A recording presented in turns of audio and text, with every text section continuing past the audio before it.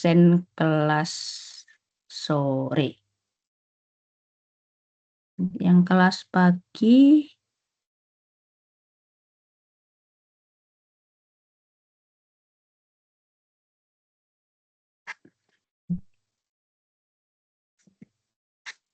ini kelas sore sudah.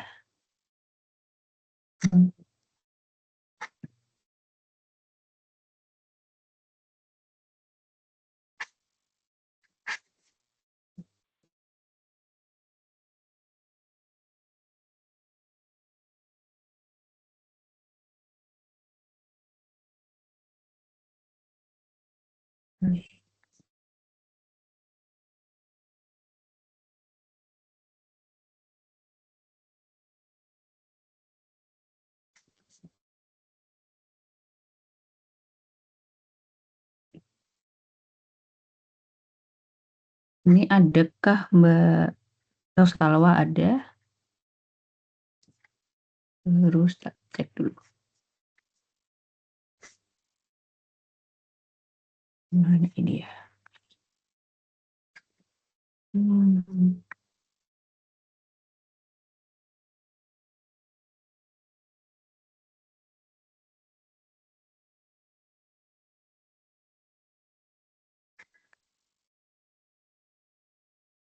Salwa ada, Sanina, Yusef, terus Aflaha, dan Mas Rizal. Oke, sip. Baiklah, kalau gitu langsung saya mulai aja. Ini cuman 9, totalnya kan 9 mahasiswa ya. Jadi kalau dibuat 2 kelas sendiri-sendiri kayaknya sayang gitu. Jadi 2 apa istilahnya sendiri-sendiri gitu. Jadi mending saya gabungkan aja sekalian. Oke, terima kasih atas kerjasamanya. Eh, Kalau melihat dari RPS-nya sebenarnya saya di bagian materi MANOVA sama MANCOVA atau lebih ke arah multivariate ANOVA. Seharusnya sudah diberikan sedikit materi ANOVA oleh Prof. Sunarsih. Apakah betul?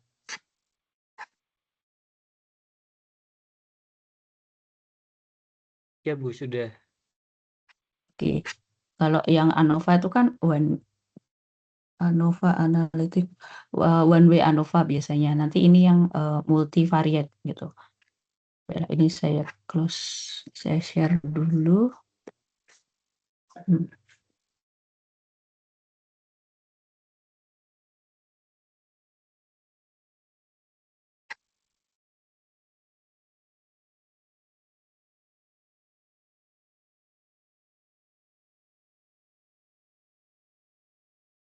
Oke, untuk materi malam ini mungkin akan refresh sedikit.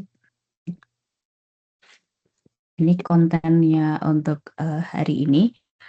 Sebenarnya ini untuk semua materi saya, jadi saya jadiin satu aja dalam satu slide supaya Anda mudah melihatnya. Yang pertama lebih ke introduction, kemudian ANOVA versus the world, nggak tahu kenapa saya ngasihnya gitu. Kemudian ada one way ANOVA, ada two way ANOVA, ada MANOVA, dan kemudian nanti ada MANCOVA, ada C-nya. Nanti ada sedikit tutorial dan interpretasi hasil. Kalau boleh tahu, apakah sudah diajarin menggunakan salah satu atau salah 2 software oleh Pak Budi atau Prof. Sunarsi? Sudah Bu, dari Prof. Sunarsi pakai SPSS, dari Pak Budi pakai R.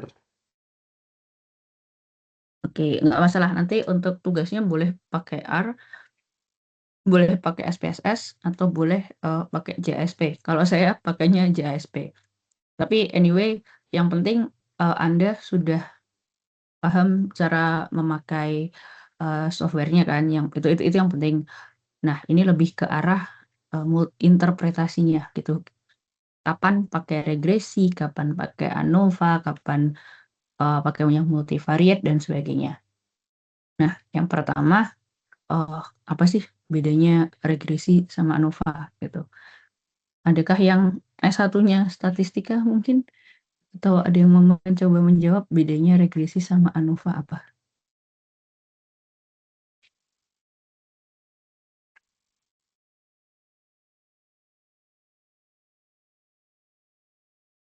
Monggo Mas Rizal.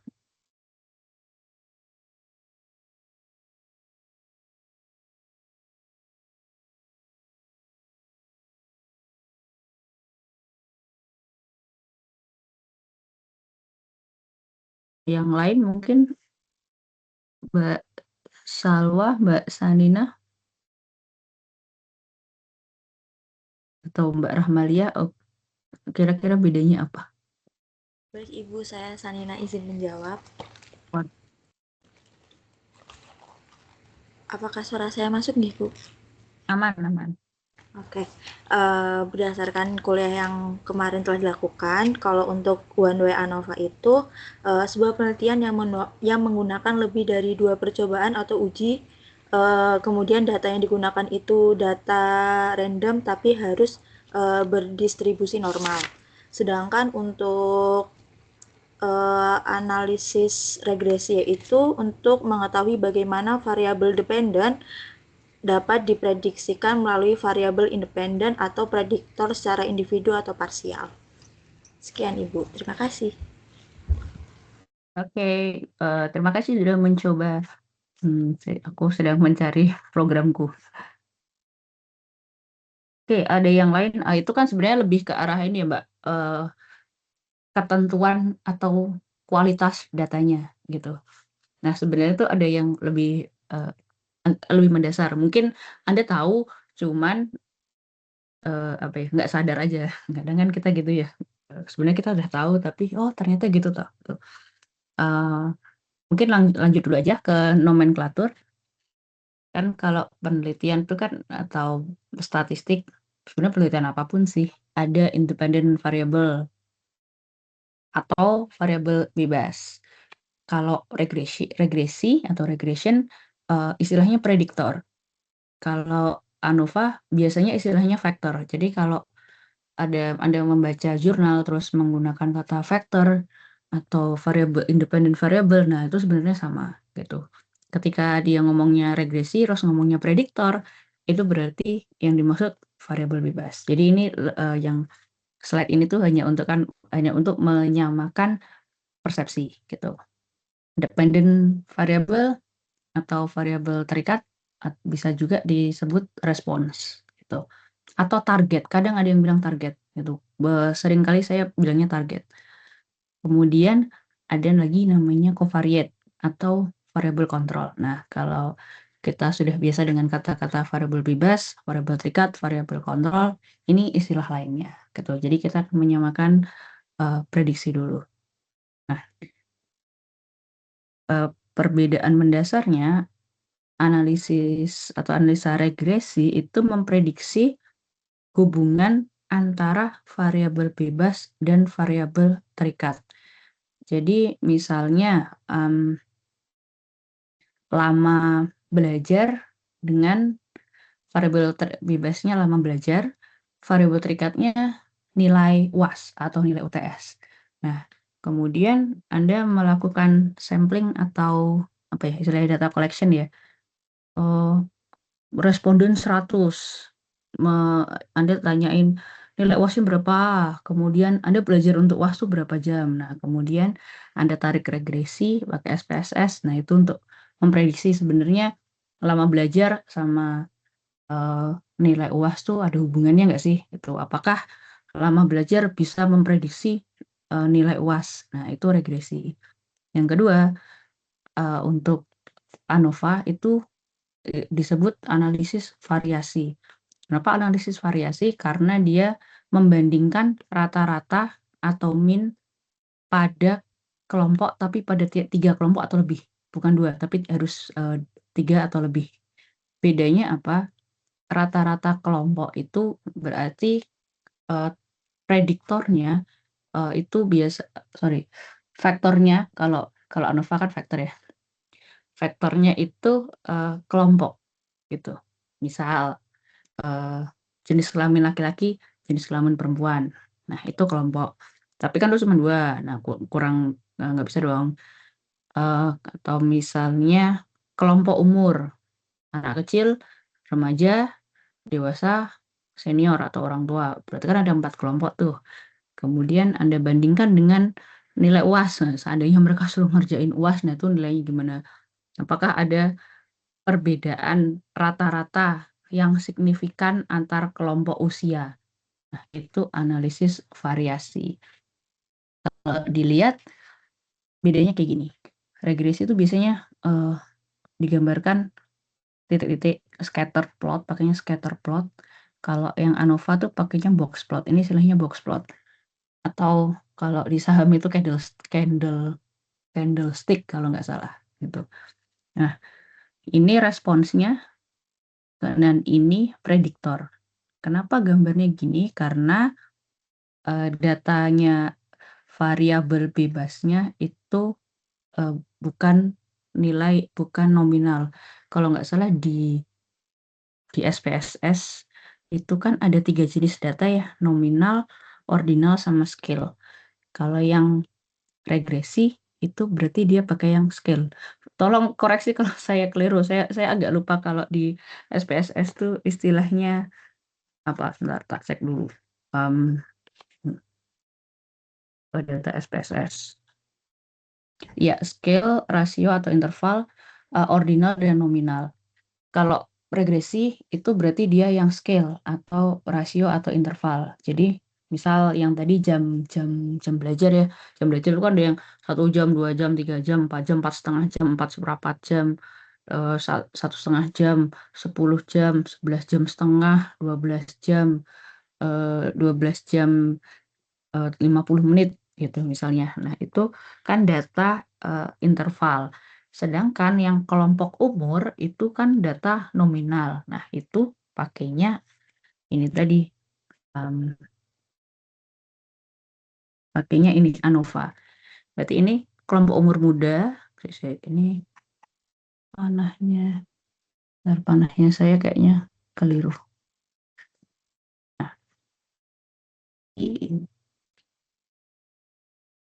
Nah, ini kan kelompok umur muda, kelompok umur muda, kemudian kelompok umur dewasa, kelompok umur tua, misalnya gitu. Jadi ini kelompok umur, bukan interval. Kalau Anda memasukkannya umur 1, 2, 3, 4, 5, 6, nah itu mungkin bisa dibuat sebagai prediktor. Nanti analisanya pakainya regresi, bukan ANOVA. Tapi kalau Anda kelompokkan menjadi kelompok umur, berarti pakainya ANOVA. Sebenarnya pembedanya adalah di tipe variabel bebas gitu. Kalau dia interval atau scale berarti pakainya regresi. Udah gitu aja. Kalau ini di running di ANOVA biasanya fail gitu. Nah, kalau yang ANOVA ini harus pakai yang nominal vector. Nah, itu perbedaan mendasarnya. Kalau yang tadi disebutkan Mbak Sanina lebih ke arah kualitas datanya. Itu lebih baik digunakan data yang valid dalam tanda kutip. Itu ada tesnya sendiri. Jadi ini perbedaan dasar regresi dan ANOVA. Kapan kita pakai regresi, kapan kita pakai ANOVA, itu aja. Karena kadang agak sering ini ya, kebalik-balik gitu.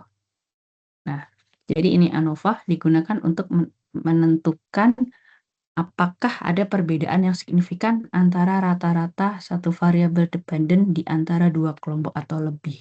Gitu. Jadi minimal 2. Kalau di sini menurut ini minimal 2. Nah, ini one way ANOVA, kemarin kan udah ya. Digunakan untuk menentukan apakah satu faktor mempengaruhi variabel respons one way. Oke. Ini untuk contoh kasus di lingkungan. Ini seorang peneliti ingin mengetahui apakah jenis ruang terbuka berpengaruh terhadap suhu udara rata-rata di siang hari. Nah, kemudian peneliti ini mengambil data suhu dari 3 jenis RTH yang berbeda di Kota Semarang. Di sini kan ada RTH-nya taman kota, hutan kota, sama taman atap. Taman atap itu rooftop.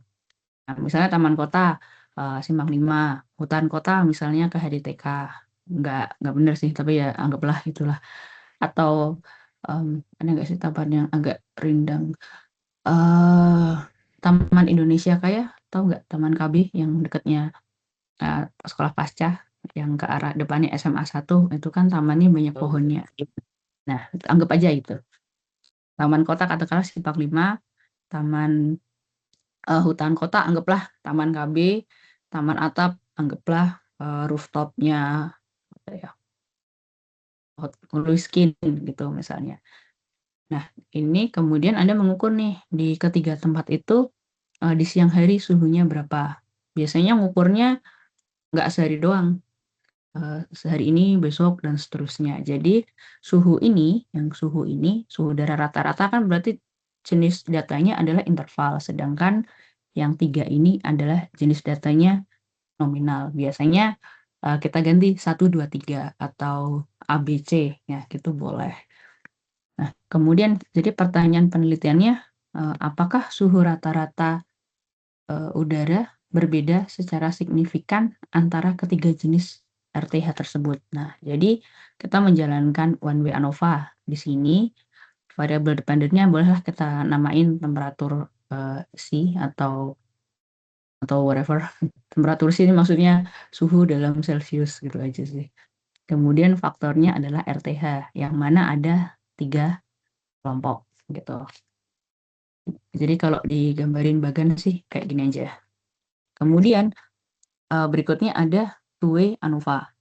Ini kita tambahkan variabel. Nah, kalau two-way ANOVA digunakan untuk menentukan bagaimana dua faktor mempengaruhi variabel terikat dan untuk menentukan apakah ada interaksi antara kedua faktor. Jadi gini, kita punya tadi kan ada faktor tipe RTH ya, apakah dia mempengaruhi suhu udara rata-rata. Kemudian kita tambahin faktor lain, waktu pengukuran. Waktu pengukuran tuh misalnya pagi, siang, sore. Kalau kita ngawang-ngawang aja ya, secara logika biasanya kan pagi suhu rendah, siang suhu paling tinggi, kemudian sore suhunya lebih rendah dari siang. Kira-kira kan gitu ya bayangan kita. Jadi bayangan kita kan berarti seharusnya waktu pengukuran mempengaruhi suhu secara signifikan, harusnya gitu dong. Nah, tapi apakah jenis RTH itu mempengaruhi suhu juga gitu? Katakanlah oke, dua-duanya RTH secara independen atau secara mandiri mempengaruhi suhu udara, tapi waktu pengukuran juga mempengaruhi suhu udara. Nah, yang berikutnya, apakah ada interaksi antara ini? Gitu. Jadi ketika menjalankan two-way ANOVA, biasanya hasilnya ada one-way ANOVA masing-masing faktor dan interaksi. Jadi ada 3, kalau ininya ada 2, berarti ini ada 3 apa istilahnya ya? 3 hasil 3 hasil analisa statistik gitu.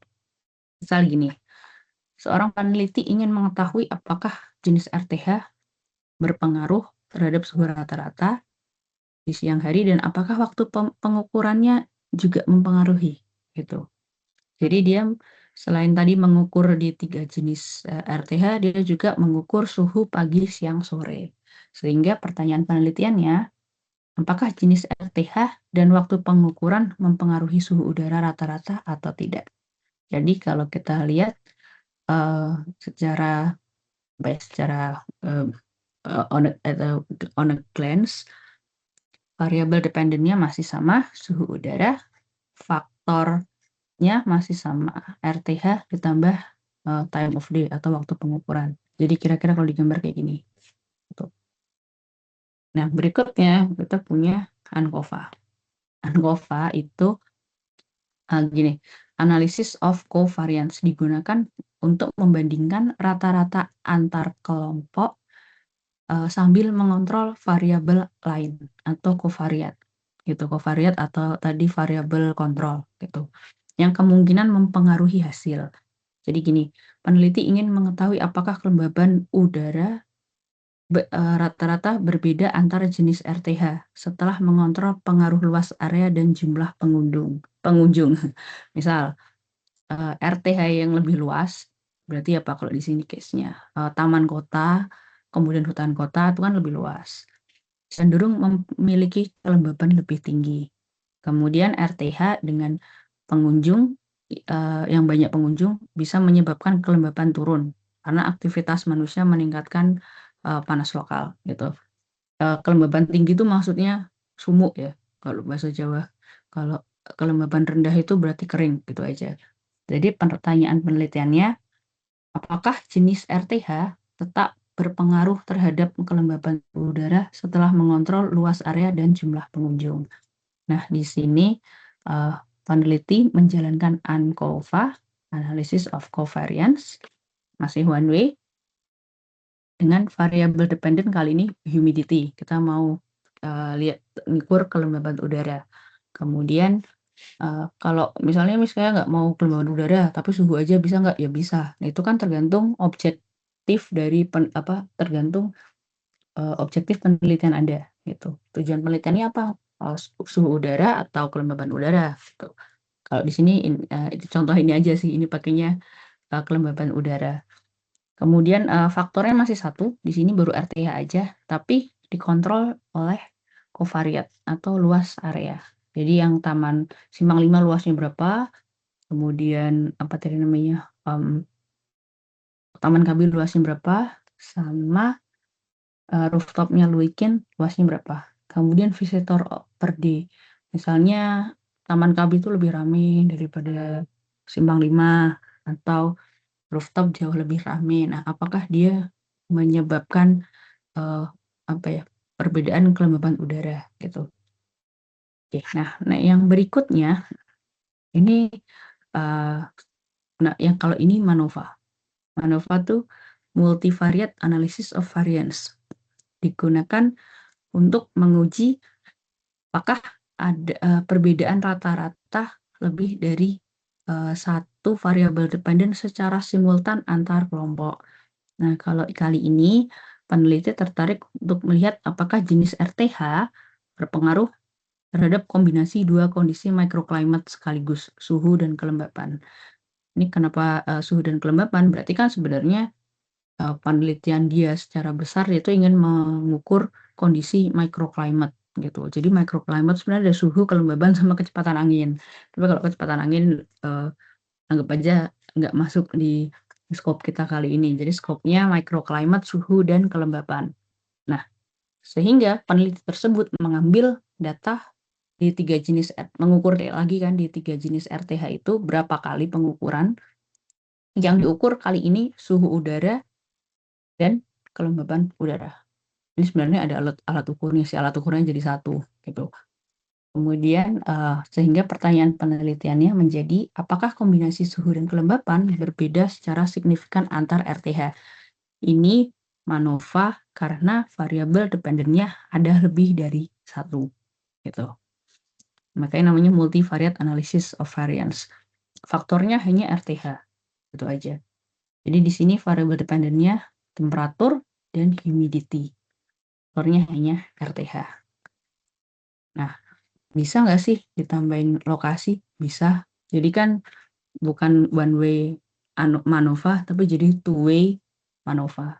Berarti kan hubungannya gini, nanti SPSS atau software statistik lainnya dia akan mengukur prediksi RTH terhadap suhu udara, terhadap kelembapan, begitu pula lokasi RTH terhadap suhu udara dan kelembapan udara gitu. Lokasi ini kemarin saya masukin apa ya? Ini ada dummy-nya sih, ada dummy dataset-nya. Nah, ini MANOVA, ini MANCOVA. Banyak banget adik kakaknya. Jadi kayak persaudaraan ANOVA gitu ya. Yang satu dia punya two way, punya one way, punya covariate. Hampir sama kayak ANCOVA, tapi ini multivariate-nya aja gitu. Jadi masih sama seperti yang tadi yang tipe RTH. Kali ini kita tambahkan covariate. gitu. Sehingga kita dapat membandingkan beberapa variabel dependen sekaligus sambil mengontrol variabel lainnya. Ingat variabel dependen tuh yang ini, yang target gitu. Jadi kalau yang udah kata-kata multivariate itu berarti variabel dependennya lebih dari satu. Kemudian dilanjutkan, peneliti ingin mengetahui apakah jenis RTH tetap mempengaruhi suhu dan kelembapan setelah mengontrol luas area dan jumlah pengunjung. Jadi sebenarnya helikopter view dari penelitian ini tuh peneliti ingin mengetahui faktor-faktor yang mempengaruhi microclimate di suatu area gitu. Kenapa ada yang suatu area yang cenderung adem, kenapa ada suatu area yang cenderung sumuk, tapi ada area yang suhunya tinggi tapi nggak sumuk-sumuk banget gitu. Itu ada. Nah, itu yang mempengaruhi humidity sebenarnya. Itu feeling aja sih. Misal di Semarang sama di Surabaya sebenarnya suhunya sama, tapi kenapa satunya rasanya lebih sumuk, satunya enggak. Nah, kalau secara feeling kenyamanan thermal tuh sebenarnya tergantung dari humidity-nya gitu. Kombinasi antara temperatur, humidity, dan sebenarnya kecepatan angin itu juga berpengaruh. Kemudian kalau yang tadi nih misalnya ada lokasi RTH, ini lebih unik lagi sebenarnya. Ini saya asal ngasih aja sih. Misal satunya di Surabaya, satunya di Semarang, satunya di Bandung. Ya jelas beda suhu udara dan kelembabannya. Kalau di Bandung kan kayaknya secara ngawang aja harusnya di Bandung lebih adem dong dari di Semarang gitu. Tapi apakah dia lebih tidak sumuk atau tidak gerah, ya, itu kan yang harus diukur kelembapan udaranya gitu. Jadi itu gambaran dari ANOVA dan yang ada covariate-nya. Nah, kemudian jadi ini key difference-nya lebih ke gambaran besar aja. ANOVA itu berarti nggak ada covariate-nya, dependent variabelnya hanya satu. Kalau ANCOVA sama, dependent variable hanya satu, tapi ada covariate-nya, ada kontrolnya. Kemudian ANOVA itu more than one dependent variable. Jadi variabel dependennya lebih dari satu tanpa covariate. Kalau MANCOVA variabel independennya lebih dari satu sama, tapi ada covariate. Udah itu aja garis besar dari multivariate analysis. Gitu, ya. Sebenarnya lebih ke arah dependent variabelnya ada lebih dari satu. Nah, ini cara menginterpretasikan hasil ANOVA. Ini dia saya bilang tadi ini dummy aja sih. Ini tadi seorang peneliti melakukan pengukuran suhu dan kelembapan udara rata-rata di berbagai jenis ruang terbuka hijau di Semarang. Dia melakukan pengukuran atau perekaman data di 3 waktu yang berbeda. Nah, selain itu, dia juga mencatat jumlah pengunjung yang datang pada saat ia melakukan perekaman data. Jadi dia nongkrongin gitu, masang sensor di Simpang 5, di Taman KB, di rooftopnya Luikin. Kemudian dia juga ngitung visitorsnya berapa. Ini kemungkinan dia lakukan 3 pagi, 3 siang, dan 3 sore. Jadi ini kemungkinan dilakukan 3 hari gitu. Idealnya ya, yang kalau tadi Mbak Sanina menyebutkan apakah datanya reliable, apakah datanya valid. Nah, idealnya dilakukan pada hari dan waktu yang sama. Jadi kita kan mengukur ke 3 RTH gitu. Idealnya dilakukan Anda memasang alat ukurnya tuh di 3 RTH itu secara bersama-sama. Akan tetapi kadang-kadang itu tidak terjadi karena keterbatasan alat. Jadi memang agak sulit gitu. Jadi ini kadang paginya hari apa, ini paginya hari apa, ini paginya hari apa. Itu ada beberapa istilahnya beberapa pendapat ya. Nggak boleh kayak gitu, harus kondisinya sama persis. Nah, biasanya triknya adalah menyamakan dengan kondisi yang dari BMKG. BMKG. Jadi misalnya ya, nggak boleh satunya diukur Januari, satunya diukur Februari, satunya diukur Maret. Nah, kenapa? Karena kalau Februari kan Xinjia ya, apa namanya, Chinese Imlekan, jadi pas hujan deras. Nah, pasti kan nggak sama hasilnya kalau ngukurnya bulan Juni yang panasnya hot potato atau mentang-mentang kayak gitu. Nah, itu kan nggak bisa. Biasanya itu tadi yang dari BMKG itu lebih ke arah kondisi makro. Ini kan mikro ya, makro climate-nya disamakan. Biasanya gitu. Triknya kalau misalnya keterbatasan alat biasanya kayak gitu. Nah, itu tadi yang urusan valid sama reliable itu biasanya urusan sama pembimbing sih gitu. Tapi nggak masalah, itu apa namanya, intermezzo aja. Nah, ini kalau saya kan pakainya JASP ya, karena gratis, simple as that. SPSS bayar. Katanya sih ada SPSS gratis untuk student, tapi kok saya belum pernah nemu gitu. Jadi saya pakai JSP yang apa namanya, lebih simple. Sebenarnya user interface-nya lebih simple dan apa, gratis gitu. Karena sebenarnya sejauh saya melakukan statistik ya, penelitian itu jarang membutuhkan SPSS, dalam artian gini, SPSS statistika itu kan sering kali digunakan untuk penelitian yang dengan manusia. Jadi misalnya kuesioner, kemudian sebenarnya kuesioner doang sih. Atau mungkin kalau di laboratorium itu juga bisa penelitian dengan variable kontrol yang seperti ini, seperti itu gitu. Kalau saya sebenarnya menggunakan SPSS itu hanya untuk melihat datanya tuh seragam apa enggak gitu, persebaran datanya normal apa enggak. Jadi jarang menggunakan SPSS. Kalau cuman butuh ANOVA, regresi, simple gitu, biasanya saya cukup pakai JSP. Sependek pengetahuan saya, SPSS itu fungsinya jauh lebih banyak. Jadi dicentangin apa, dicentangin ini, dicentangin itu gitu, itu lebih banyak. Tapi kalau JSP agak dipersimpel. Nah, saya coba mencari JSP saya dulu. Give me a moment.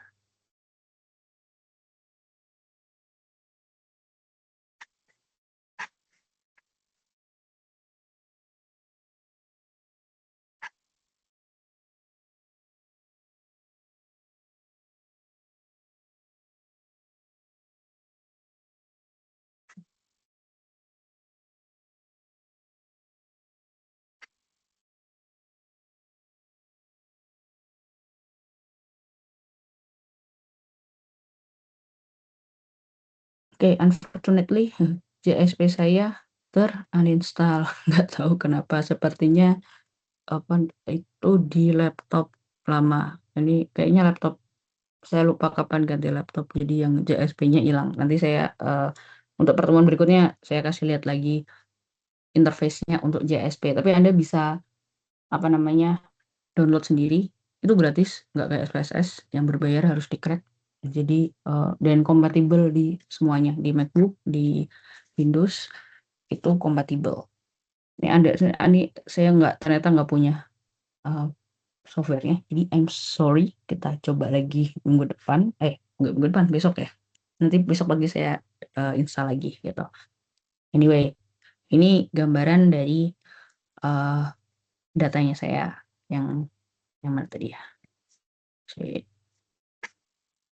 Nah, yang ini terus dimasukin ke JSP. Ini kan pagi, siang, sore. Sebenarnya kan idealnya jadi 1, 2, 3 itu kan lebih enak gitu. Nah, ini tuh sesimpel itu. Ini kan data. Jadi kalau data tuh tadi yang dipencetnya tuh ini aja, yang ini. Kalau yang mau kembali ke yang ini. Nah, kalau mau analisis tinggal dipencet ini. Nanti kebukanya ini. Kalau Anda lihat kan ini deskriptif. Deskriptif tuh ya paling mean, median, terus standar deviasi dan sebagainya.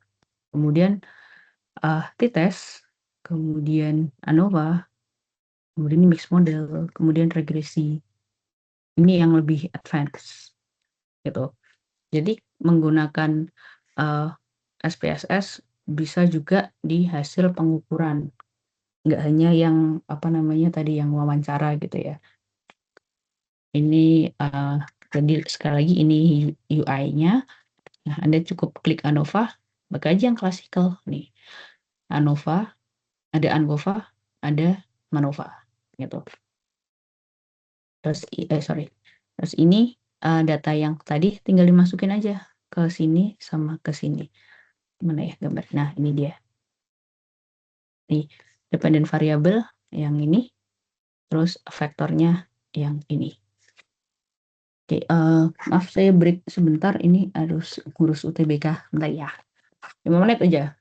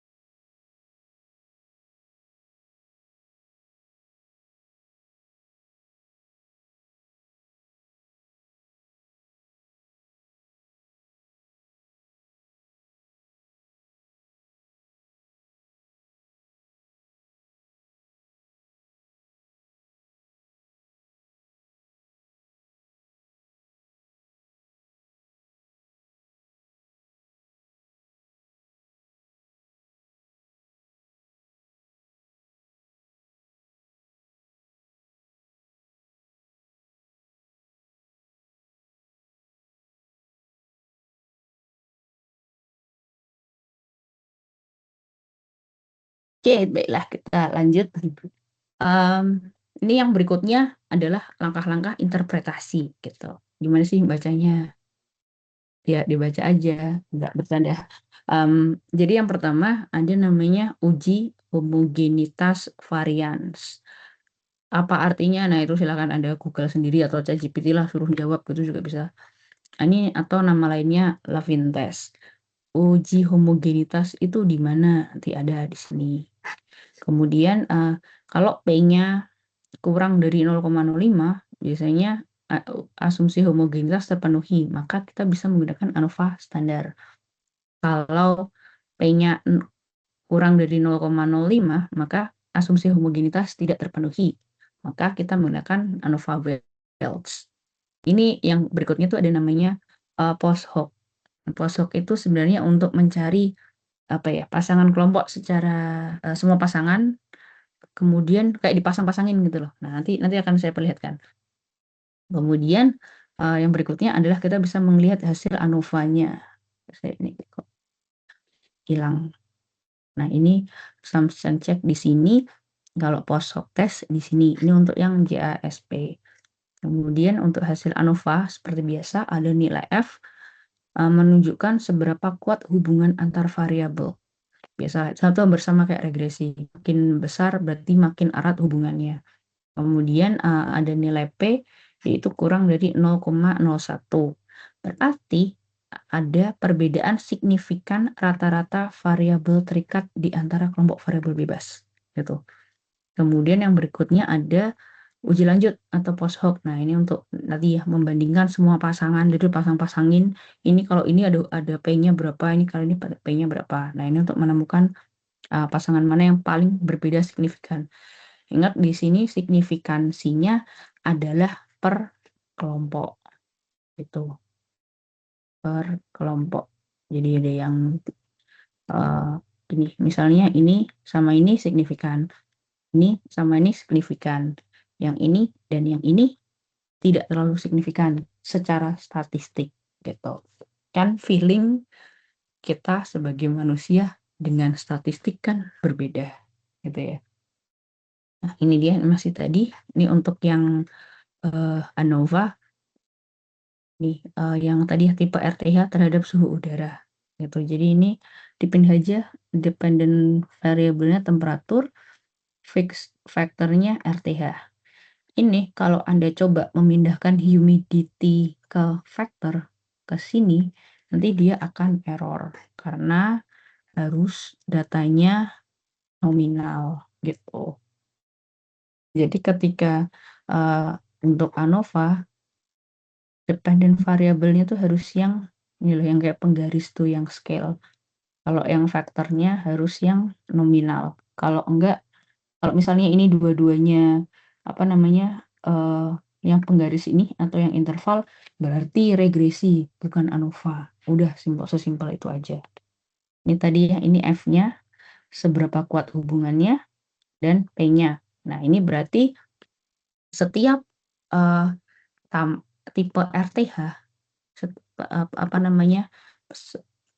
perbedaan ada perbedaan signifikan antara min atau rata-rata di setiap kelompok ini. Itu membacanya. Ini interpretasi deskriptifnya ya. Ini kan bisa diklik deskriptif nanti. Ini case yang valid berarti ada 10 gitu aja.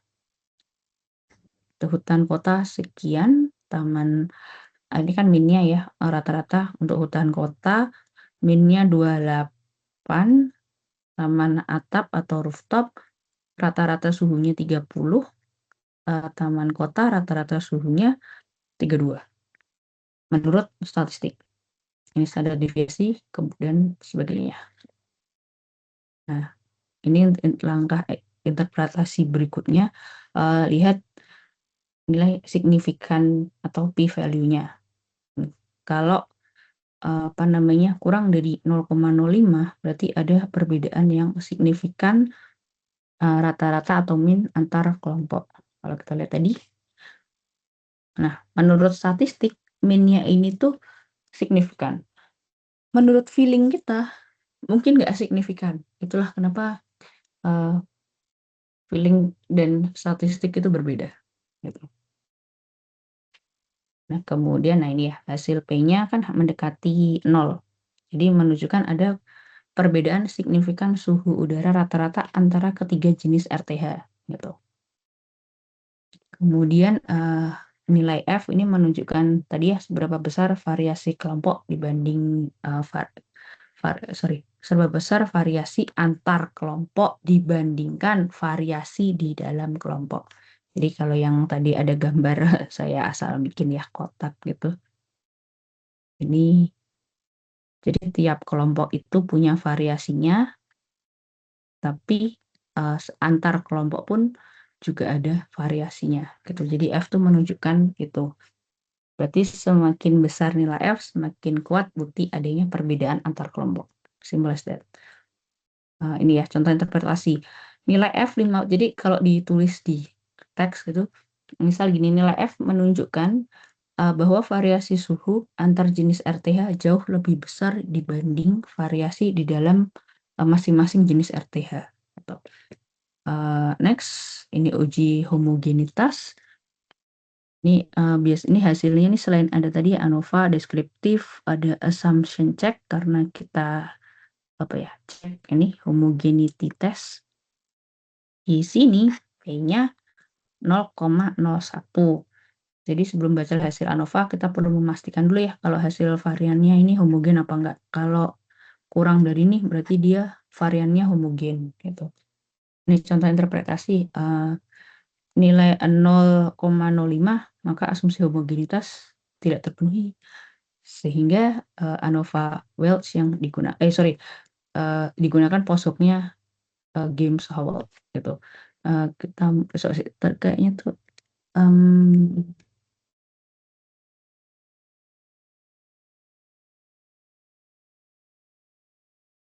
oke, next.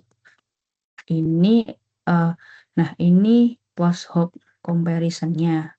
Jadi yang ini tuh mengcompare antar kelompok. Kalau ini kan kelompoknya tadi 3, berarti ada 3. Kalau 4 nanti berarti nambah lagi gitu. Ini hutan kota di-compare dengan taman atap. Hutan kota di-compare dengan taman kota. Taman atap di-compare dengan taman kota. Nah, di sini bisa dilihat ketika namanya Tuki 0,01, 0,01, ini 0,06. Ini membacanya. Ini ya, hutan kota lebih dingin signifikan dibanding taman atap. Maksudnya signifikan itu secara statistik.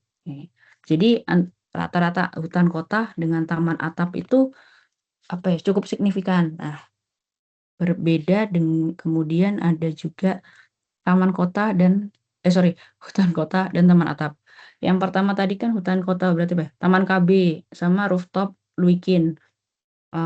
Mean difference-nya perbedaan suhu rata-ratanya itu adalah 1,94 Celsius. Menurut statistik, secara statistik ini tuh dianggap signifikan gitu. Jadi kalau kita istilahnya Semarang lagi panas-panasnya ketika mataharinya Semarang bersinar cerah, kayak kita kalau mencari adem tuh mending di hutan kota. Kalau pilihannya hutan kota sama taman atap, ya jelas pilih hutan kota. Yang berikutnya kita bandingkan hutan kota dan taman kota. Jadi taman KB sama Simpang 5. Ternyata mean difference-nya 3,27 derajat. Secara statistik ini signifikan gitu. Jadi kalau Anda cari adem, jelas ke Taman KB, jangan ke Simpang 5. Apalagi ketika matahari Semarang sedang bersinar secerah-cerahnya gitu.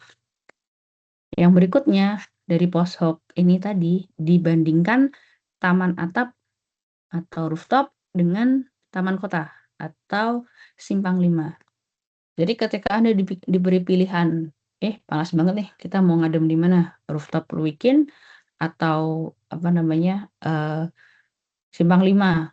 Nah, secara statistik itu bedanya cuma 1,33 derajat dan ini tidak signifikan. Jadi Anda mau ngadem di sini ya atau Anda mau ngadem di Simpang 5 atau di rooftop Luikin, hampir nggak ada bedanya. gitu. Jadi sama-sama sumuk gampangannya gitu. Ya, jadi ini membaca perbandingan post hoc. Ini contoh narasinya. Nah, ini lebih kayak checklist aja ya, gitu. Kemudian analis ANOVA satu arah dengan koreksi Welch dilakukan untuk menguji perbedaan saudara antara ketiga bla bla bla. Kemudian hasil ini menunjukkan ada perbedaan signifikan. Nah, kenapa saya tulis seperti ini? Karena ini kan sebenarnya diambil dari hasil yang tadi sudah kita bahas ya, gitu. Kenapa? Karena sebenarnya kalau Anda menulis laporan hasil yang tabel-tabel seperti ini itu tidak menarik gitu. Bukannya tidak menarik ya. Prinsip saya kalau nulis laporan, nulis paper sekompak mungkin. Jadi data-data yang redundant itu tidak perlu ditampilkan. Bukan berarti tidak perlu dilampirkan, tapi tidak perlu ditampilkan di badan laporan. Gitu. Cukup ini saja. Kecuali Anda yang dibandingkan banyak, yang benar-benar satu-satu tadi ya kayak ini satu-satu mau dibahas kayak gini nih, tiap kalimat ini mau dibahas semua, nah itu silahkan ditampilkan dalam kurung tabel ini. Jadi kalau hanya ingin berucap kata-kata saja sebenarnya cukup nilai ini saja gitu. Kemudian uji Levin menunjukkan ini sehingga digunakan uji lanjut berikutnya. Kemudian hasil pos menunjukkan ini. Kalau Anda mau menampilkan tabel, silahkan dalam kurung tabel 1, tabel 1, 2, tabel 3, 1, seperti itu. Nah, kemudian dapat disimpulkan bahwa jenis RTH berpengaruh nyata terhadap suhu lingkungan, di mana RTH dengan vegetasi lebih padat dan luas memberikan efek pendinginan yang lebih besar. Nah, ini kan sebenarnya kalau di SPSS atau di statistik kan kita nggak ada kata-kata pendinginan ya, kita hanya pakai istilah temperatur gitu. Temperatur tinggi artinya lebih panas, temperatur rendah artinya lebih dingin.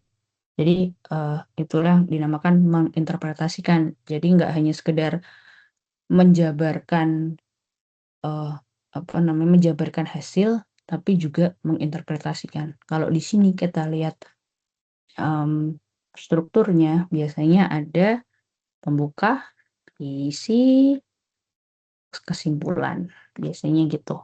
Ini baru satu section, belum section yang lain. Kemudian ini kita akan mencoba untuk yang kelembaban udara. Pengen nyoba aja yang humidity gitu.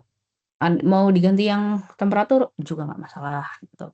Jadi yang berikutnya, peneliti ingin mengetahui apakah waktu perekaman data dan jenis ruang terbuka hijau berpengaruh terhadap kelembapan suhu udara rata-rata di siang hari. Nah, ini tipe RTH, faktor pertama, kemudian faktor kedua,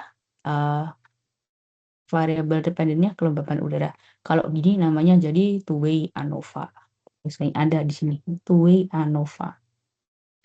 Ini tinggal dimasukkan ya, di drag aja apa diklik gitu. Yang ini humidity, dependent variable, vektornya RTH, dan waktu pengukuran. Nyalain aja semuanya. Descriptive statistik, homogeneity test, terus ini homogeneity correction gitu.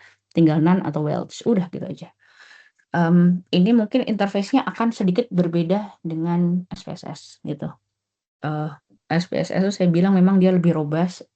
Kalau lebih robust tuh bahasa kerennya, bahasa bayinya lebih bingungi gitu. Dia lebih rumit, lebih kompleks gitu. Nggak ada sih bayi yang bilang kompleks, sebenarnya nggak ada. Anyway, ini untuk hasil two-way ANOVA-nya. Jadi kalau dilihat ya, RTH X time terhadap humidity. Nah, ini ada hasilnya. Ini ANOVA-nya RTH sendiri, ANOVA-nya waktu pengukuran sendiri, dan interaksi antar keduanya. Deskriptifnya, hutan kota di pagi hari, N itu jumlah case-nya diukurnya. Tadi ya, Anda merekamnya, data perekamannya berapa. Ini min-nya, standar deviasi, coefficient of variance. Next, ini ada plotnya. Sebenarnya ini kalau diklik keluar box plot gitu. Nah, ini yang membedakan antara SPSS sama JSP. Descriptive plotnya kalau di SPSS itu lebih bisa di-customize. Kalau di sini apa adanya gitu. Jadi ya kayak beli kalkulator, kalau saya bilang software itu kan sebenarnya kalkulator ya. Satunya kalkulator sains, satunya kalkulator bakul gitu kan, kecanggihannya berbeda. Jadi ini yang versi lebih simpel. But anyway, pada case saya, maksudnya dalam keperluan penelitian saya jarang menggunakan, saya jarang butuh SPSS. Kenapa? Karena pada umumnya saya tidak menggunakan kuesioner yang bertanya kepada orang. Jadi nggak butuh ethical clearance. Yang saya butuh untuk running statistik ya ini tadi, hasil-hasil pengukuran gitu. Karena saya sering mengukur suhu, mengukur kelembapan udara, mengukur kecepatan angin pada kondisi makro climate yang berbeda. Jadi itu tetap butuh regresi gitu. Jadi apakah makro climate dan micro climate berpengaruh? Kalau dia berpengaruh secara regresi statistically signifikan, berarti saya bisa menggunakan data itu untuk validasi simulasi saya. Jadi kebutuhan saja gitu. Nah ini interpretasi deskriptifnya. Nih kelihatan ya, hutan kota memiliki kelembapan paling tinggi, rata-rata sekitar 80-an, 80. Taman atap nih sekitar 70 ya 60 atas. Taman kota kelembabannya paling rendah gitu. Hutan kota itu kan berarti tadi taman KB. Kenapa kelembabannya tinggi? Misal karena banyak manusia di situ.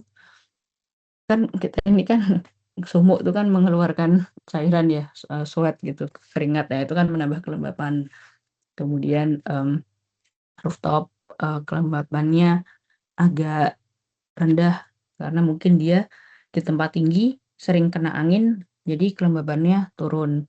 Nah, taman kota ini kan berarti tadi Simpang 5 kelembapannya di sini cukup rendah, mungkin karena ya itu tadi Simpang 5 kan kayak lapangan gitu kan, jadi dia sering kena angin langsung.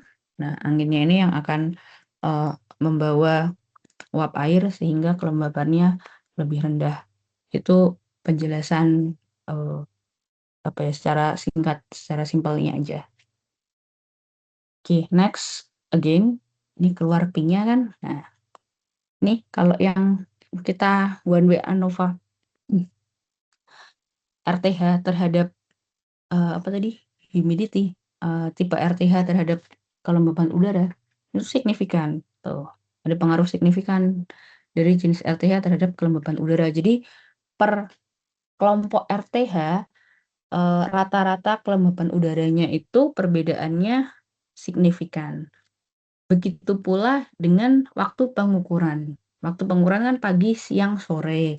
Jadi antara pagi dan siang dan sore itu secara statistik rata-rata kelembapan udaranya itu berbeda secara statistik, perbedaannya signifikan. Akan tetapi ketika kita gabung atau interaksikan, ini P-nya tidak mendekati 0,269 di sini. Jadi tidak ada interaksi secara signifikan antara jenis RTH dan waktu pengukuran. Gitu. Jadi ketika mereka di-cross-kan, itu rata-rata per kelompok terhadap kelembapan udara tidak signifikan. Again, secara statistik, secara feeling beda gitu. Jadi ini ya, baik jenis RTH ataupun waktu pengukuran masing-masing secara mandiri, jadi one way ANOVA mempengaruhi kelembapan udara. Tapi jenis RTH tidak tergantung waktu pengukuran, jadi nggak ada efek interaksi gitu. Nanti kita lihat di post test, post hoc-nya. Nih, nilai F-nya sekian nih.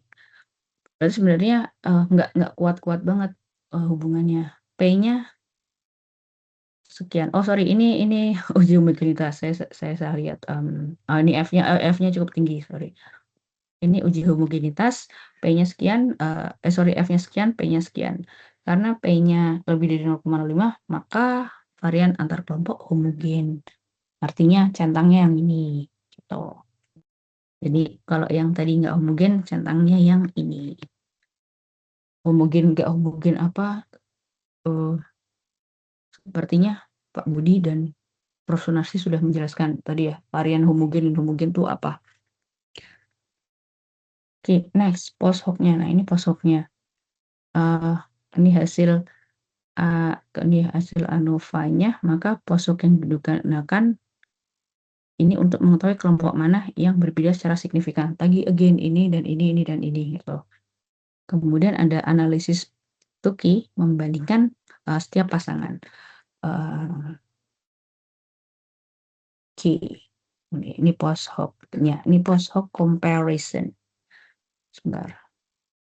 Ada yang ini post hoc comparison yang per satu-satu jadi kayak ANOVA. Nah ini yang menarik, pagi, siang, kemudian pagi sore dan siang sore. Itu bacanya. Bukan pagi sore masakan Padang, bukan ya. Nih kelembapan pagi lebih tinggi dari siang hari. Mana ya? Pagi lebih tinggi dari siang hari. Oke. Kemudian siang hari memiliki kelembapan terendah. Kemudian sore hari kelembabannya naik lagi dan tidak jauh berbeda dari pagi hari. Berarti ini kan secara statistik tidak signifikan gitu. Ya, kelembapan udara menurun pada siang hari, mungkin karena suhu naik dan udara kering, lalu meningkat kembali saat sore hari. Jadi ini kalau dilihat grafik begini. Nah, jadi yang pagi setinggi ini, yang siang segini, yang sore segini. Gitu. Menurut statistik, pagi dan siang cukup signifikan, siang dan sore sangat signifikan, tapi pagi dan sore tidak terlalu signifikan. Gitu. Again, karena membacanya rata-rata. Gitu. Nah, ini yang post hoc berdasarkan interaksi RTH dan waktu. Hutan kota pagi, taman atap pagi di sini. Nah, di sini kelihatan misalnya ya, hutan kota pagi dan hutan kota di siang hari, nih tukinya ya, kelembabannya itu nggak signifikan. Nih perbedaannya cuma segini. Secara statistik dia perbedaan kelembapan di pagi dan siang hari di hutan kota itu nggak signifikan. Jadi pagi sama siang di Taman KB sama-sama sumuk gitu misalnya. Itu cara membacanya ini. Monggo dibaca sendiri karena ini banyak sekali. Jadi ini bisa digunakan untuk Anda melihat signifikansi di mana. Nah, ini lagi ya hutan kota pagi sama sore nih. Malah tukinya 1 ini makin tidak signifikan gitu. Jadi ini biasanya untuk mencari signifikansi dari kelompok. Nah, itu kan tergantung dari penelitian Anda gitu. Misalnya tentang hubungan kadar pH, hubungan kadar mineral dalam suatu danau atau apa. Nah, itu kan tergantung dari ranah penelitian Anda gitu. Tapi ini contoh cara menginterpretasikannya gitu ya. Jadi meskipun RTH dan tiap waktu punya nilai kelembaban berbeda, signifikan secara statistik, tapi cara perubahan kelembapan sepanjang waktu tidak cukup berbeda antar RTH untuk disebut sebagai interaksi signifikan gitu. Jadi kalau sendiri-sendiri rata-rata antar kelompok signifikan, tapi begitu diinteraksikan tidak signifikan. Jadi gitu membacanya. Oke, nih. Kenapa di post hoc banyak ada hasil yang signifikan? Ini ANOVA utama menguji apakah ada interaksi atau efek utama gitu. Misalnya ini P dari RTH ini lebih dari 0,5, tidak cukup bukti bahwa pola antar faktor berbeda secara sistematis. Jadi dilakukan post hoc untuk melihat pasangan-pasangan tertentu. Misalnya hutan kota pagi sama teman kota siang itu signifikan apa enggak. Ya, ini saya pakai versus biar lebih keren aja. Kemudian beberapa perbandingan bisa signifikan karena nih ya, nilai rata-rata mereka jauh berbeda secara statistik. Tapi belum tentu ada pola interaksi secara keseluruhan. Tadi kalau dilakukan two-way ANOVA, interaksi antara jenis RTH dan waktu itu tidak signifikan secara statistik. Tapi ketika dilihat satu-satu itu ada yang signifikan. Again, perbedaan rata-rata antar kelompok gitu. Jadi membacanya begitu. Sering lupa. Ini contoh interpretasi grafik. Ini yang taman kota RTH terhadap humidity. Nah, ini tadi ya time of day, waktu pengukurannya. Yang titik putih ini, ini pagi, sini pagi, dan sini pagi. Kemudian yang bola hitam siang, yang kotak sore gitu. Ini cara membaca komponen grafik two-way ANOVA. Biasanya grafik di JSP itu bentuknya kayak gini. Sumbu X horizontal, faktor pertama, ini RTH kan. Sumbu Y-nya humidity. Kemudian garis atau simbol ini faktor kedua, waktu pagi, siang, sore gitu. Ini kalau lihat yang hutan kota ya, antara pagi dan sore kan mepet gini. Nah, itu kan berarti kan nggak signifikan perbedaan rata-ratanya gitu. Biasanya gini, jadi setiap titik menunjukkan rata-rata kelembapan udara untuk kombinasi tertentu gitu. Next, rangka interpretasi. Apakah berpotongan? Di garis antar kategori waktu berpotongan berarti ada interaksi antar faktor gitu. Tapi ini banyak yang tidak berpotongan. Jadi ini jelas tidak ada interaksi gitu. Artinya pengaruh RTH terhadap kelembapan berbeda-beda tergantung waktu. Jika garis tidak berpotongan atau hampir sejajar berarti tidak ada interaksi signifikan. Simple as that. Jadi misalnya nggak mau baca hasil angka-angkanya tadi ya deskriptifnya, mau bacanya ini aja box plot, kok box plot, ini kok box plot sih namanya apa? Ini grafik apa? Saya kok nggak tahu namanya.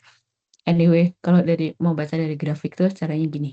Ini berarti kan ini nggak ada yang berpotongan ya, cuman ini nih, ini malah nempel, ini kan makin kelihatan nggak signifikan gitu. Jadi hampir nggak ada interaksi gitu.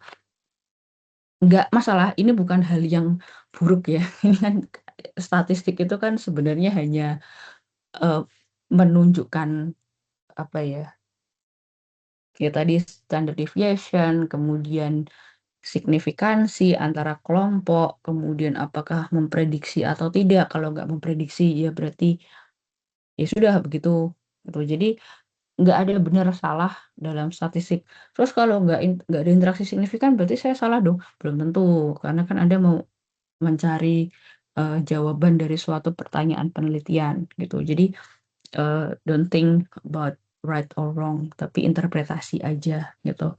Jadi dalam dalam grafik ini garis antar waktu pagi, siang, sore nggak berpotongan gitu. Jadi mendukung hasil ANOVA bahwa interaksi RTH dan waktu pengukuran tidak signifikan gitu. Jadi nyambung. Oke. Kemudian amati jarak garis vertikal. Ini efek faktor utama RTH. Semakin tinggi garis pada sumbu Y berarti semakin tinggi rata-rata kelembapan, obviously. Nih, terlihat bahwa hutan kota selalu memiliki nilai kelembapan tertinggi, diikuti taman atap. Ini menunjukkan ada pengaruh utama RTH terhadap kelembapan udara. Jadi ini cenderung per kelompok ada trennya. Jadi gini, misal ya, interaksi yang dimaksud interaksi di sini apa? Ini ibarat kita alternate universe. Katakanlah misal di hutan kota itu kalau pagi tinggi, kalau siang rendah, kalau sore rendah, misal gitu. Akan tetapi seandainya taman atap dia ada tren yang lain, kalau dia pagi rendah, taman atap ya, taman atap misalnya pagi rendah, siang tinggi, sore rendah, nah berarti kan nanti ada garis yang begini atau garis yang ini atau begini gitu. Nah itu kan akan berpotongan, berarti ada interaksi. Jadi misalnya gini, aku mau nyari adem nih. Kalau di taman kota ademnya cuma pagi sama sore. Tapi kalau di taman atap ademnya pagi sama siang, sore enggak gitu. Jadi waktunya mempengaruhi itu berarti ada signifikansi apa interaksi gitu. Jadi kalau itu yang dimaksud interaksi ya. Jadi kalau ada 2 faktor, kalau sendiri bagaimana, kalau berdua bagaimana, kalau diinteraksikan bagaimana gitu. Apa ya contoh yang lebih konkret,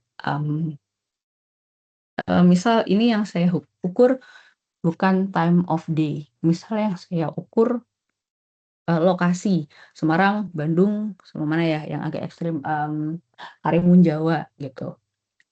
Sama-sama diukur pagi, tapi yang satu hutan kotanya rendah, satu hutan kotanya tinggi, satu hutan kotanya lebih tinggi lagi. Nah, itu berarti nanti kemungkinan akan ada pengaruh dari tadi lokasi sama jenis RTH gitu. Seandainya misalnya gini, kalau di Bandung itu dinginnya di hutan kota.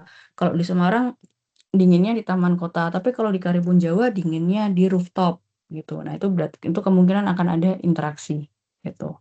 Itu contoh ngawur, contoh apa ya, alternate universe aja gitu. Makanya itulah gunanya ada statistik untuk membuktikan kebenaran secara objektif gitu.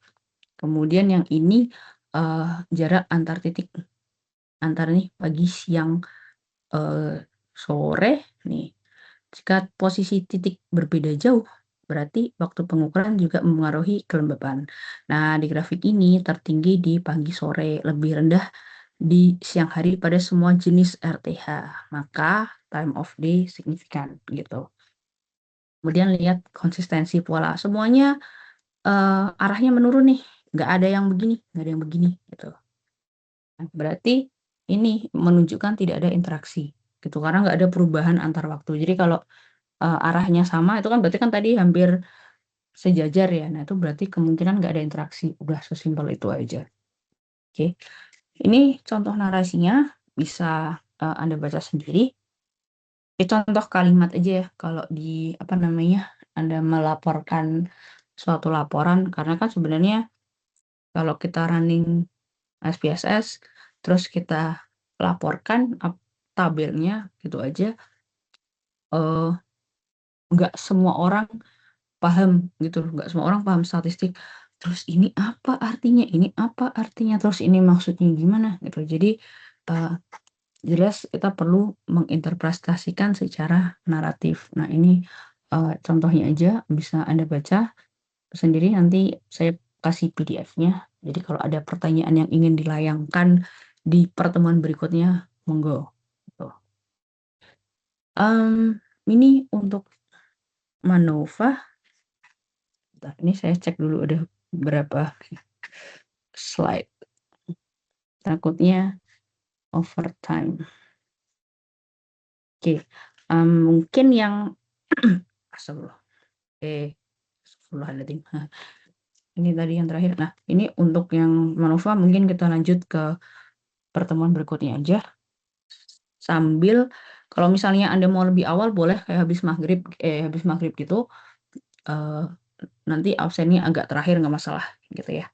Silakan kalau mau besok saya Jumat kan agak free sebenarnya, jadi habis maghrib juga bisa. Boleh kalau mau habis maghrib nanti bilang Mas siapa ya mau ya koordinatornya Mas Rizal ya. Nanti tinggal sampaikan Mas Rizal misalnya yuk mulainya gasi aja biar nggak kemalaman gitu. Jadi boleh, nggak masalah, saya agak free besok. Nanti kita lanjut yang MANOVA dan interpretasinya. Sambil saya download dulu JSP-nya. Oke, yang berikutnya saya akan menjelaskan tentang tentang tugasnya. One moment. Tugas Nora.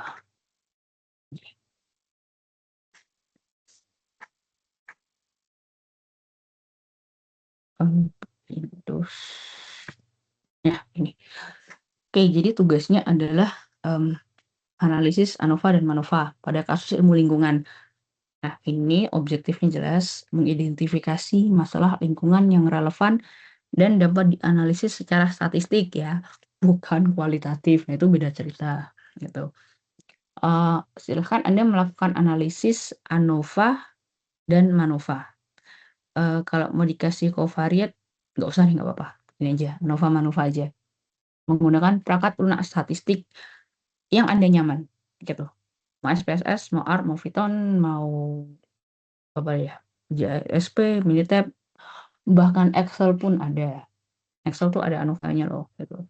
Tapi mungkin yang uji-uji lain itu harus masukin formula sendiri gitu. Jadi tugas objektifnya tadi menginterpretasikan hasil analisis statistik dan menarik kesimpulan ilmiah dan menyusun laporan penelitian sederhana berbasis data. Jadi deliverable-nya, output-nya laporan. Udah kayak bikin laporan biasa aja gitu, ada nama NIM tugas apa gitu. Kemudian nah ini deskripsi tugasnya. Anda diminta mencari atau menyusun dataset, boleh data real dari penelitian yang sudah pernah dilakukan atau pengukuran yang sudah pernah dilakukan, atau dari jurnal atau dari sumber terbuka atau data dummy yang Anda buat sendiri gitu. Yang jelas dapat dianalisis menggunakan ANOVA dan MANOVA. Ingat kriterianya kelompok, bukan interval. Jadi kalau bisa kelompok gitu. Kemudian temanya harus relevan ya dengan ilmu lingkungan, kualitas air, kualitas udara, kualitas tanah, efisiensi energi, pencemaran, limbah padat, limbah cair, perbandingan emisi antar area, pertumbuhan tanaman di berbagai kondisi, anything yang hubungannya dengan ilmu lingkungan dan mungkin ada hubungannya dengan pekerjaan Anda atau background S1 Anda gitu. Jadi up to you data dummy-nya, make sure bisa di running. Meaning biasanya kalau nggak bisa di running tuh kadang karena kurang banyak, gitu bisa. Ada yang cukup, biasanya kan berapa faktor kali berapa itu adalah jumlah minimal yang dibutuhkan suatu software statistik untuk bisa running running analisis gitu. Ada minimal datanya. Jadi misal Anda bikin banyak kelompok, tapi datanya cuma 2, dia hanya merekam 2, nah itu biasanya statistik nggak mau ngitung gitu. Bukan nggak mau, nggak bisa aja. Kemudian ini pemilihan dan deskripsi dataset. Pilihlah dataset dengan minimal 3 variabel bebas. Kemudian atau independen. Jadi yang faktornya itu untuk memungkinkan analisa multi-way. Lagi berupa data nominal, jangan lupa. Kemudian 1-3 variabel dependen atau respon, datanya skala. 1 nggak apa-apa, 2 nggak apa-apa, 3 takutnya overwhelming. Gitu. Semakin banyak data atau semakin banyak statistik yang dijalankan, berarti semakin banyak narasi. Gitu. Kemudian jelaskan sumber datanya, misal survei, laboratorium, data sekunder, data simulasi, data dummy, gitu. Jika data dummy, jelaskan data dasar asumsi atau logika pembuatan data, biar lebih ilmiah aja. Gitu. Kemudian, lakukan analisis ANOVA MANOVA. Nih, contoh ya, ini contoh. Pengaruh kadar DO antara 3 lokasi sungai. 3 lokasi kan berarti kadar DO-nya kan interval, 3 lokasi berarti kelompok gitu. Kemudian lokasi dan musim terhadap kadar ini, kemudian pengaruh jenis lahan terhadap beberapa parameter kualitas air, pH, DO, BOD, dan sebagainya. Kemudian two-way MANOVA gitu. Apa ya, boleh ANOVA, boleh MANOVA, boleh one way, boleh two way. Kemudian gunakan source statistik jelas. Tampilkan hasil analisis berupa tabel ANOVA MANOVA, nilai F, p-value, dan interpretasinya gitu ya. Again, kemudian jelaskan makna ini. Jika signifikan uji lanjut POSHOK, jangan lupa kaitkan dengan konteks lingkungan. Kemudian kesimpulan, jangan lupa kesimpulan. Kalau mau dikasih pertanyaan penelitian atau hipotesa, boleh. Jadi kesimpulannya adalah hipotesa diterima atau ditolak gitu. Again, nggak ada benar salah. Kalau Anda berhipotesa ada pengaruh, hasilnya nggak ada pengaruh, ya sudah, memang itu hasilnya gitu. Tadi apa ya? Oh ya, untuk pertanyaan dan hipotesa. Dalam penelitian, terutama yang menggunakan statistik, yang ada hipotesa, kalau sudah menyatakan pertanyaan penelitian, berarti nggak usah hipotesa. Kalau sudah menggunakan hipotesa, nggak usah pertanyaan penelitian. Beda itu apa bedanya? Sama.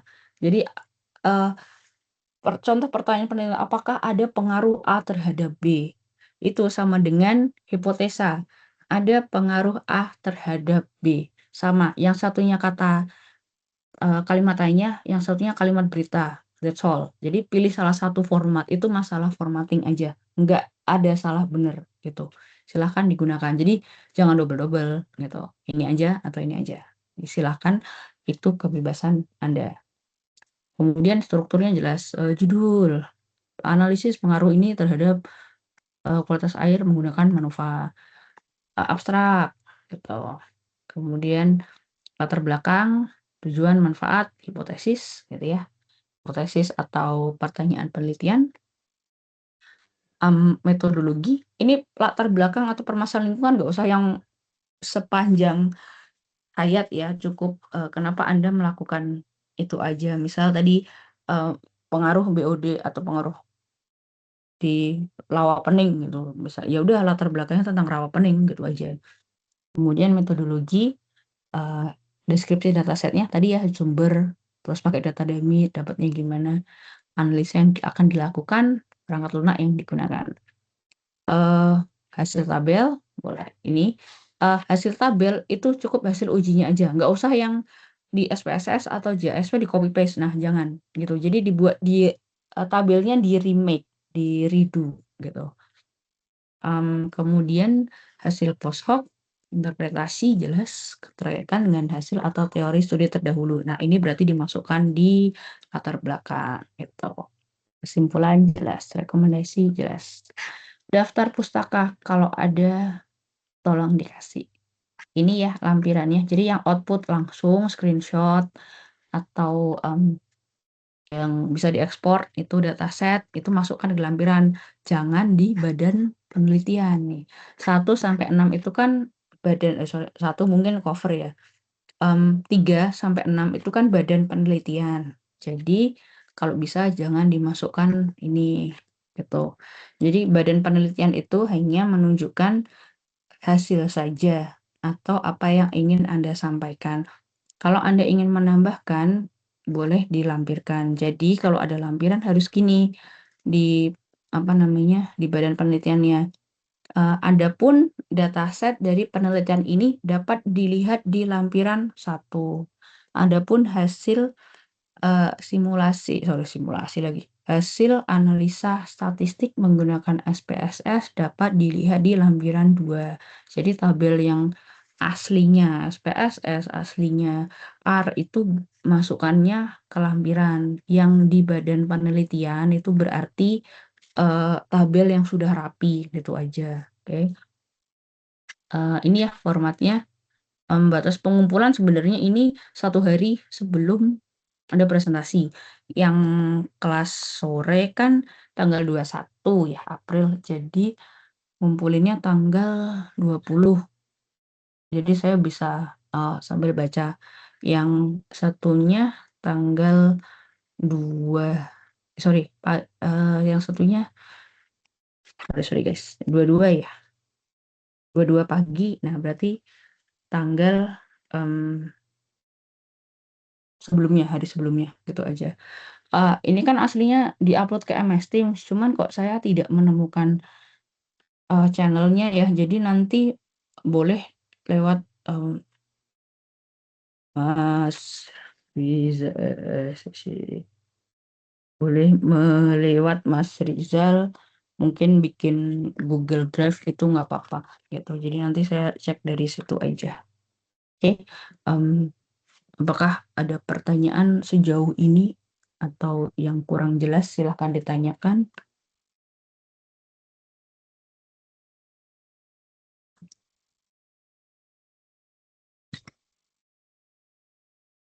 Sudah cukup jelas, Bu. Oke, sip. Nanti PDF-nya saya kirimin ke Mas Rizal ya. Ya, Bu, terima kasih. Oke, baiklah sekian dari saya. Tadi ya kalau mau mulai lebih awal kabarin aja gitu, habis maghrib gitu misalnya.